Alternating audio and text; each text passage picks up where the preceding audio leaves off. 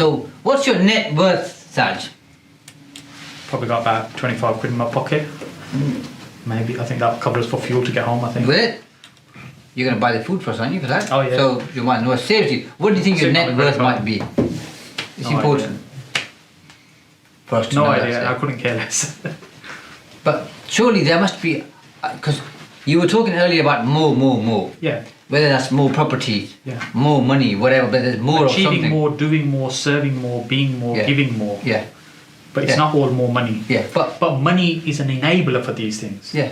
So if I want to give more, if I want to, if I want to spend all my time helping other people, I have to have something that supports me to be able to do that. Yeah. Of course. So money is the enabler that does these other things. So when I talk about more isn't a case of I don't want more money, more greed, it's more money. No. It's what does that money enable you to do? Yeah, of course. And we're going to talk about that in a short while as well. But profits are a consequence, aren't they?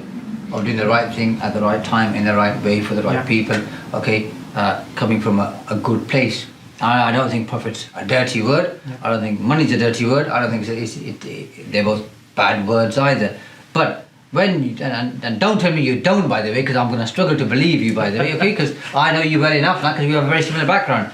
But when all is done and dusted, and Saj goes to sleep, not every single day, but sometimes, then you do think about, okay, I'm doing all this hard graft, employing 24 people, got a few hundred properties, let's call it 300 properties. Okay, that's your word, not mine. Average £75 rent per person, so we're getting a good picture here, by the way. And at the end of the day, what have I got to show for it? But not in terms of a good feeling. That's important, by the way. And like I said to you, and I have an inherent belief to do good. Yeah. No doubt about that.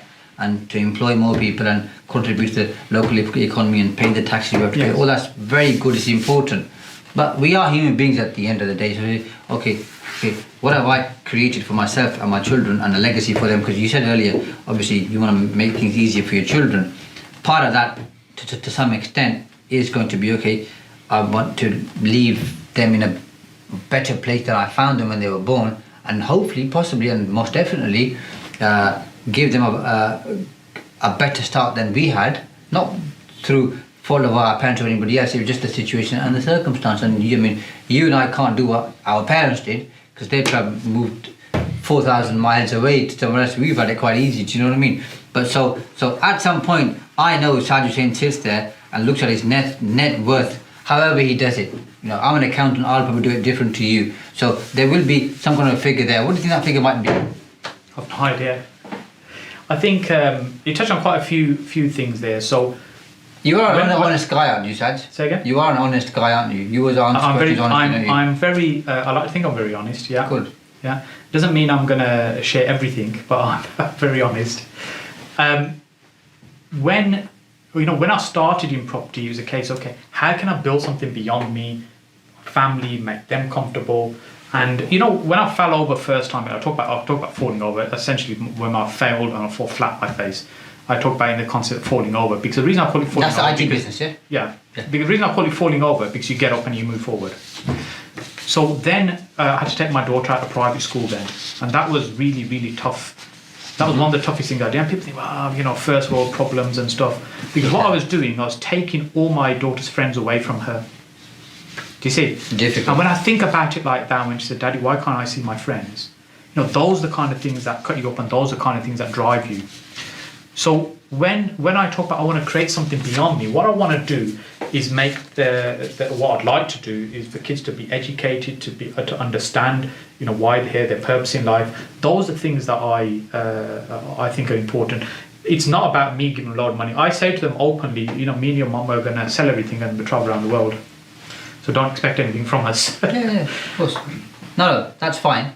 But you do want to, obviously, give your children. So as long as I've got a little bit of money to travel around the world, once we sell everything, it'll be all right. Well, you haven't, and that's my concern for you, because I've got a revelation here for you. Yeah. So obviously, based on the information shared with Companies House, you've got assets on your trading companies worth 2.864 million. You've got liabilities at 5.418 million.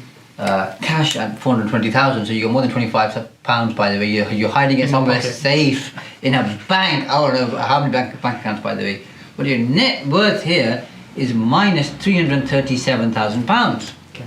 So you've either structured stuff really well, where I've not been able to kind of put everything together, or possibly if you're doing, are you doing any property developments? Yes. Okay, so maybe those figures aren't realized. Okay, and obviously once they get realized and get reported, this number will change. But at the moment, you're more than broke, you're £237,000 under. So now we're going to use that figure to get to where you are right now, because I know that is a snapshot of the past, maybe the last year and before, but there's more going on here.